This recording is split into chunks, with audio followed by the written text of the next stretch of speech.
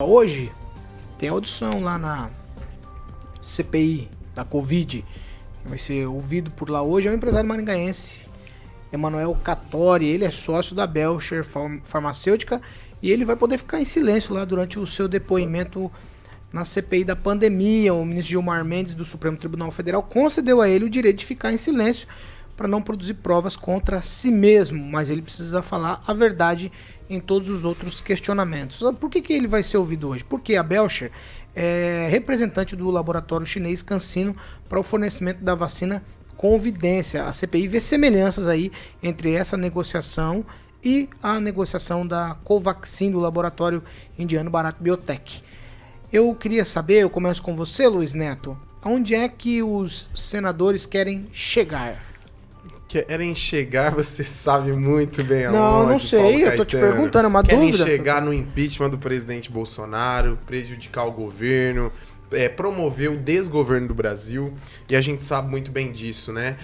A convocação do Emanuel é na tentativa de produzir alguma prova contra o deputado Ricardo Barros de fatos que não aconteceram. O Emanuel é um empresário sério, né? Que tem aí uma abrangência nacional, é amigo de Luciano Hang, dono da Van, e de outros empresários que têm um peso significativo aí na economia brasileira, e foi convidado para prestar explicações de algo que não aconteceu, já que a Belcher pediu autorização de uma determinada... A Belcher do Brasil é uma empresa maringaense, né?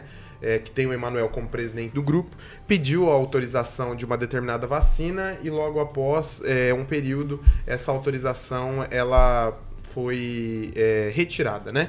Então, essa é uma realidade, né? Quando se fala em livre mercado, todo mundo quer trabalhar e quando vê um produto, uma demanda, quer vender. Nada mais natural como qualquer empresa. Nós tivemos um exemplo aqui em Maringá de um cantor sertanejo de uma dupla famosa que reside aqui na cidade, que viu a demanda de máscaras crescendo durante a pandemia e hoje tem uma das maiores produtoras de máscaras do Brasil aqui na nossa cidade. Então, acredito que a questão aí seja política na tentativa de prejudicar o governo e prejudicar os seus que apoiam o presidente Bolsonaro.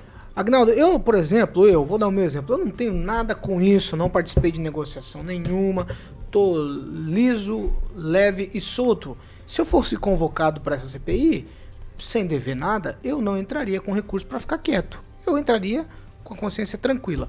Quer dizer alguma coisa, o recurso no Supremo para não precisar falar? Quem não deve não temer, né? Não tem lógica, se você não tem nenhum problema, se foi tudo dentro da normalidade, as negociações, as conversas, então não tem por que pedir para solicitar para ficar quieto lá e não responder. Esses que estão fazendo dessa forma acabam se complicando depois, né? Que aí pode voltar lá em outra posição. É o caso do deputado Ricardo Barros, né? Que antes de depor disse que estava aberto todo o sigilo fiscal, telefônico, bancário. E depois, quando pediram a quebra do sigilo fiscal dele, ele foi pedir no STF para não... E foi indeferida, né? E foi indeferido pela Carmen Lúcia. Então, alguma coisa tem. Às vezes até a própria pessoa que vai depor não tem alguma coisa para esconder, mas uma fala dela pode prejudicar alguém ali, algum interessado, enfim, algum deputado pode chegar, às vezes, ao presidente. Então, às vezes a pessoa quer não culpar ninguém, mas só de não querer falar já tem alguma coisa por trás. Pode ser pequeno, como pode ser um fio da meada aí e chegar a coisas grandes, com certeza. Tem o que explicar esse Emanuel Catori ou Rigon? Olha, vai ter que explicar sim. Imagino que a CPI deve ter os mesmos documentos ou parte deles que eu tenho. Ao contrário do que uns e outros falam aqui, porque é livre mercado, existem regras. A Belcher tinha uma autorização para importar 150 mil dólares do exterior. É a Receita que dá essa condição. A sua capacidade financeira permite que você importe 150 mil dólares em qualquer produto. Ela sendo uma farmacêutica, obviamente, produto farmacêutico.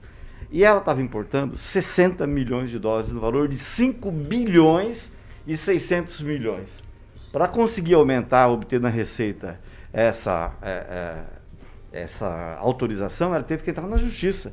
E saiu essa autorização em tempo recorde. Então tem muita coisa para explicar. Tem o lance do sócio dele ser amigo do Ricardo Barros, coincidentemente o pai do rapaz também abriu uma firma do mesmo ramo, e o pai do rapaz foi secretário do Ricardo Barros. Tá, todos os ingredientes estão aí.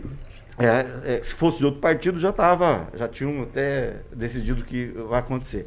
Mas a decisão da Carmen Lúcia, eu queria colocar isso, eu acho que o Ricardo Barros vai acabar colocando um quarto estente com a decisão da Carmen Lúcia, porque é o que o Aguinaldo falou, ele prometeu uma coisa e não cumpriu, está tentando na justiça, porque quebraram todos os sigilos dele. E o que mais, até onde eu sei, dá temor a ele é o lance do fisco, porque ele teria recebido uma multa milionária por conta aí de dinheiro que caiu na conta e ele não declarou, falou que era um empréstimo, ele não conseguiu provar a origem, alguma coisa assim. Então, talvez, aí a gente vai ver com uma quebra se isso é verdade. O Catori conseguiu com o Gilmar Mendes, sempre ele lá, o negócio, mas isso não vai desobrigá-lo de falar a verdade, só no que lhe compromete. E, antes que você me pergunte, qual que é a cidade mais envolvida na CPI da pandemia? Maringá. De novo, Maringá nas paradas, é aquilo que eu sempre falo. Tem 3. Primeiro foi a Anísio, depois o seu Ricardo Barros e agora o seu Catori. Maringá tem 3 depoentes na CPI da pandemia. É simples coincidência, né? Deve ser uma coincidência muito grande. Com 3, Paulo, aí eu respondo a pergunta que você não fez. Com 3, Maringá vai aparecer domingo no Fantástico, porque com 3 dá para pedir música.